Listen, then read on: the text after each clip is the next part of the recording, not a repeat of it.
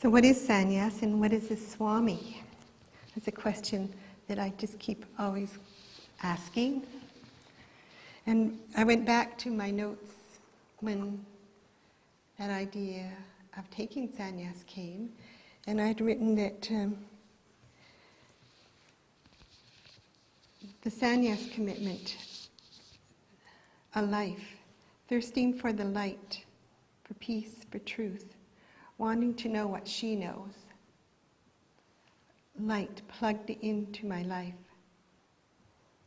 and grounded in what is before me, the courage to act, the ability to see, and the power to speak. Somehow I was really inspired by what I saw, how Swami Radha used her life, the life of commitment, dedicated to something higher, a higher purpose. And then thinking, where does this start? Like renouncing. And even in 800 BC, there were people searching for a way to get out of the battles, the actual battles. They didn't have missiles and bombs then, but they had some other way of killing people. And so, like, to retire to the forest and find peace and have that opportunity to really gain some knowledge. So they're seekers and often wanderers that would be looking for a teacher, because in truth it's very rare to find someone who knows. And so to take that life as a holy life that you could learn. And the interesting thing, even in thinking about working with Swami Radha and reading about renouncers or sannyasins, is that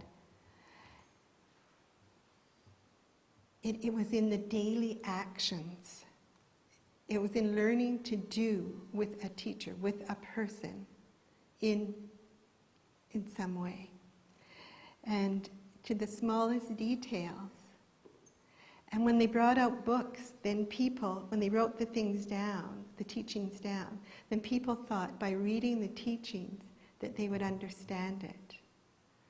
And that's impossible. You need that learning, that process of being with someone and being challenged and being appreciated and having illusions destroyed over, offering a cup of tea the wrong way. It's just like you have to have real experience.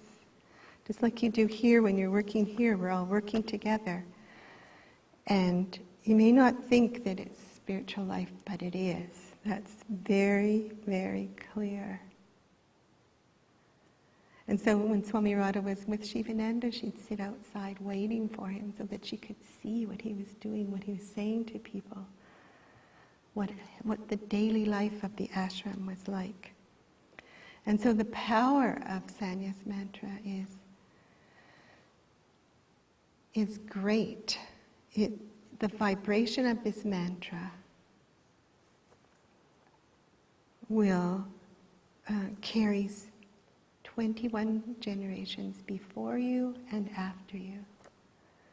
And you have to think about that, like what that would mean, that the vibrations of something that is searching for a higher purpose. Because each one of our generations has more opportunities then, and each one back has ways of seeing their life differently, as those seeds of what brought us to this place. So that awakening to that who we are inside, to the light. So wanting to be plugged into that whole lineage of people who brought the teachings forward in some way. And that's where the power of the mantra is. For so many centuries. To have Swami Radha as a woman and the mother, Mataji, she was, because she looked after us. She brought us what we needed in order to live our life, and she prepared us for life when she wasn't here.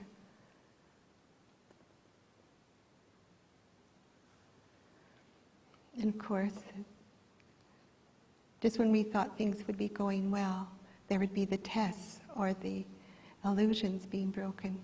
And she said, well, the ashram doesn't give really severe tests like you might find in some of the texts. But she said, it's just what's needed, just what's necessary. So we can never tell what the test is going to be. Whether there's too many people or too few, or not enough food, or not enough money, or whatever it is. We have to overcome the limitations and see what's really there for us. So by renouncing, by looking at things as they are, then something else can happen. Something else can come in and change. It can even change our old ways.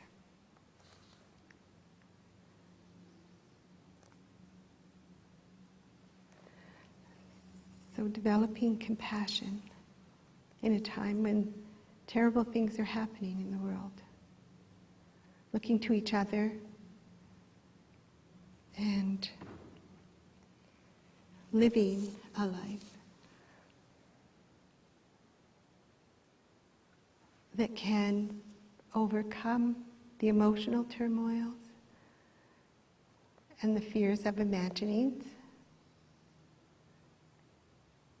and give us a really solid foundation to work with each other and to bring this into the world. Light.